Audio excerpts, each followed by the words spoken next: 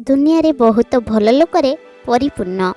जड़े 6 वर्षर बालक निज 4 वर्ष सान भौणी सहित बजार को जाउथिला। हठात से अनुभव कले जे तांको भौणी पछरे रही जाइछंती।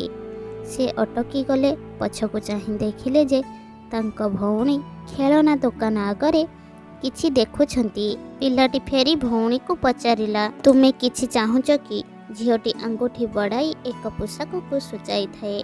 पिलाटी तार हाथ धरी थाए जेपरी जड़े दायित्ववान भाई निज भौणी को डल देइथिबार जना पड़िथिला। भौणी बहुत खुशी हेले। दुकानी एसबु देखुथिले। पिलाटीर आचरण देखि से मध्य आश्चर्य होई गले। एबे पिलाटी तांको भौणी सहित काउंटर आसी दुकानी को पचारिला, एही पोशाकर मूल्य केते? दुकानी जड़े शांत एवं गभीर व्यक्ति थिले। से जीवन रे अनेक उतान पतन देखिथिले। से पिलाटी को बहुत भल पाइबा एवं स्नेह रे पचारिथिले, पुओ कुह तुमे कौन दे पारिबो? पिलाटी पकेट रु सेही समस्त मोती बाहर करी दुकानी को देइथाए, जाहाकू से किछि समय पूर्वरु निज भौणी सहित समुद्र कूलरू पाइथिले। दुकानी सेही सबु नहीं थाए एवं एहाको गणना करे जेपरि केही टंका गणना करुछंती।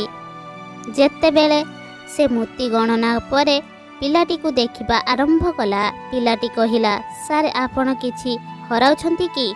दुकानी ना ना, एही डॉलर मूल्य ठारू अधिक, मु अधिक फेराई देबी। एहा कही से 4टी मोती रखिथिले एवं बाकी सबु मोती पिला को देले। पिलाटी बहुत खुशी रे सेही मोती गुड़ी को पकेट रे रखी भौणी को सांगरे नहीं गला।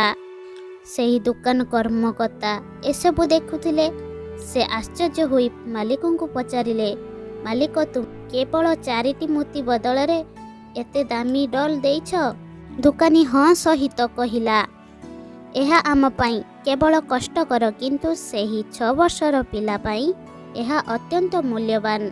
एवं वर्तमान एही बयसरे से जानी नाहंती टंका कौन, किंतु जेते बेले से बड़ हुअंती एवं से मने रखिबे जे से मोती बदल रे निज भौणी पाई एक डॉल किनिछंती, सेते बेले से निश्चिंत भावरे मते मने रखिबे एवं तापरे से भाबिबे दुनिया रे भल लोक मानक सहित परिपूर्ण। एहा तांको भितरे एक सकारात्मक मनोभाव विकास रे साहाय्य करिबो एवं से जणे भल मनीष हेबाकू मध्य उत्साहित हेबे। मोर एई भिडियोटा आपण मानकू जदि भल लागिला ताहले गोटे लाइक करिदेबे। मोर एई चैनल टाकू सब्सक्राइब करबाकू जमा भूलिबेनी। पाखरे थिबा घंटीटाकू दबाई देबे। धन्यवाद।